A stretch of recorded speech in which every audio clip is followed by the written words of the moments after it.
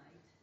The first is about, I suppose, an incident during the First Gulf War. During the First Gulf War, I was a press officer for the Army, and this incident really affected me, taking the news of a Warrior armoured vehicle and 17 young Fusiliers all bombed to death. And we later discovered it was an own goal, which probably makes it even harder to bear. It's called friendly fire. Was the weapon fashioned with love? Did the bomb bear garlands of flowers as it spiralled from the sparkling sky, whistling piercingly on its deadly descent to the Kuwaiti desert? Did the American pilot scribe neighbourly greetings on the casing of his lethal parcel? Have a nice day. Was that the phrase he murmured as he pressed the send button on his cockpit games console? And what of the platoon of fresh-faced Fusiliers, trapped in their warrior armoured tomb? Did their hackles rise in smiles as the heavenly gift shredded their bodies into a million grains of human sand? For the single mother, mourning her only child, reassurers she felt consolation, knowing her beloved boy was gloriously sacrificed by Allied error, killed by friendly fire. My second poem is a bit of devilment, really. It's dedicated to two people. Firstly, one of our course members who's said he particularly despised this poem. So I think it's always good to provoke a reaction. And the second person is my husband, who was made redundant by the government at the end of March. And it's called In the Same Boat, ? Hang on tight, we'll ride the recession together. Oh yes, we're all in this together. Austerity blues are deeper for some, but we're bearing the pain together.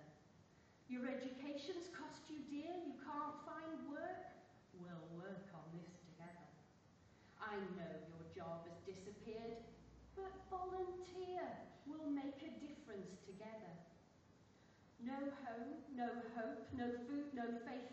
The big society will sort you out together. The weak and poor have borne the brunt, but councils took those hard decisions together. What, you say?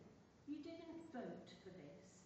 Our ideological bitter pill is choking us all together. With moats uncleaned, duck houses banned, second homes sold, we share the pain together. No haute couture, no cordon bleu, the private yacht has had to go. Let's count the cost together. What punishment for reckless men who dug this hole, for us to stumble blindly in together.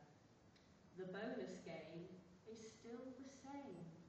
Oh yes, we're all in this together. And my final poem was written after a trip to Gambia 2 years ago. We were fortunate enough to be there during the Independence Day celebrations, and we went to the Independence Day and saw the Gambian president, who was a very impressive man, sweeping into the stadium. And we were there for a week, and every time we went there, we endured sort of the roads being closed because he was going somewhere in his car. So I wrote this poem. Do excuse the very bad Gambian accent, please. It's called The Boss Man. I am the boss man. I am the big wise man, the state's first president, the nation's president. With my billowing gown, my dazzling white gown, I exude ceremonial impressiveness, importance, self-possessiveness. I was a lowly lieutenant, a small cog army lieutenant, but I no longer seek absolution for causing a revolution. My countrymen adore me, all of Africa respects me. Despite crippling poverty and the hot searing sun, I and schools for people, hospitals and homes for people. Worship, pomp and ceremony are definitely due to me. I travel in a sleek black limousine.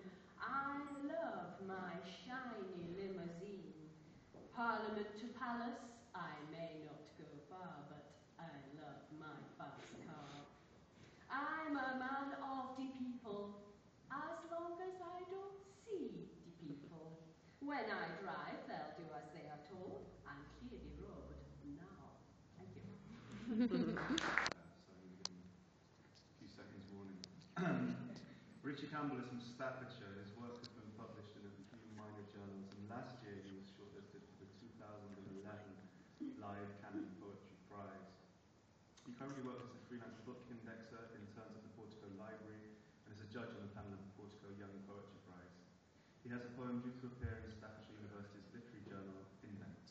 A round of applause, please, for Richy Campbell.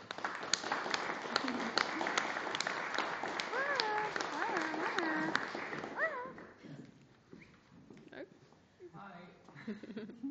Sorry I'm late, it's trains and stuff. Yeah. Has it been good so far? Oh, you filmed me? Yeah, a little bit. Hi. The lake. We'd sit, faces wind quivered. Your healing afternoons and evenings stone sat by the lake, staring at the still wound of the water. You'd sip hands through pebble mounds, looking for litter fragments. Prod me till I'd help, till dusty fingers bled from skin cracks. Days before we stopped going, you'd remind of previous times. Complain how it was better, how we should have left earlier, how all the good stuff, the campbells, the used condoms, had been taken by cyclists and joggers. I'd hume you in later days, pose like we did on the bed edge in low light, sift through the lane stuff you kept, you watching, blanketed, head resting on the board. In tribute, you'd sometimes draw the quilt off, stand slowly on the mattress, eyes moist, bejeweled through the dim, and reach upward, fingers clasping in air, like you used to on the rim, for the flower wisps floating by the water. Doctor's report. He never answers, always lies in bed in his underwear, pretends to not hear his parents' voices entering through the thin gap under the door. They sometimes hear him thumping his head off the desk, pens shaking, falling through the sobbing, phlegm rattling in his throat like taut, thick ropes. They find drawings on post-it notes stuck to lamps around the house, formerly sealed envelopes with their names written on, torn diagonally, floor length. On the day, heading upstairs, they saw his bedroom door, open, strange, inches from the frame. He lay on the mattress, cheek-lined rule almost silver, in the thin daylight strips that pierced the small curtain part. Some kind of thick liquid on his chest. An empty plastic bottle, inches from his arm, with fingers that seemed to reach, open like a yearn.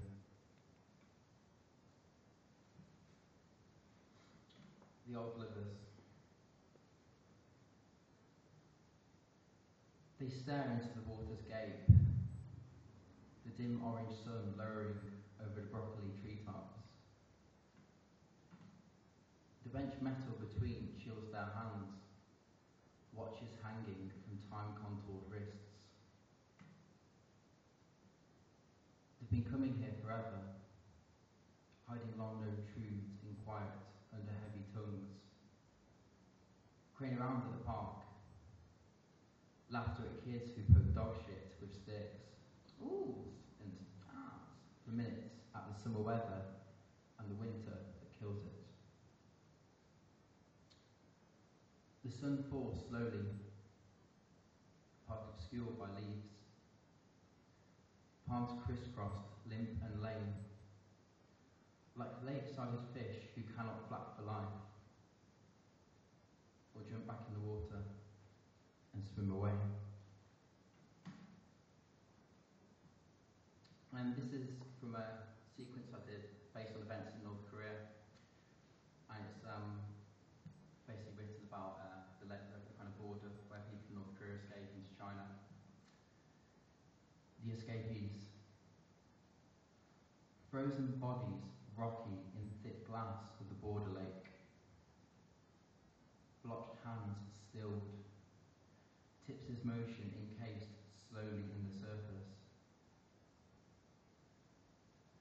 Birds descend on their blackened limbs, pick spider-legged fissures on dull skin, taut over bones trying to escape from the loose grip of day-dead flesh.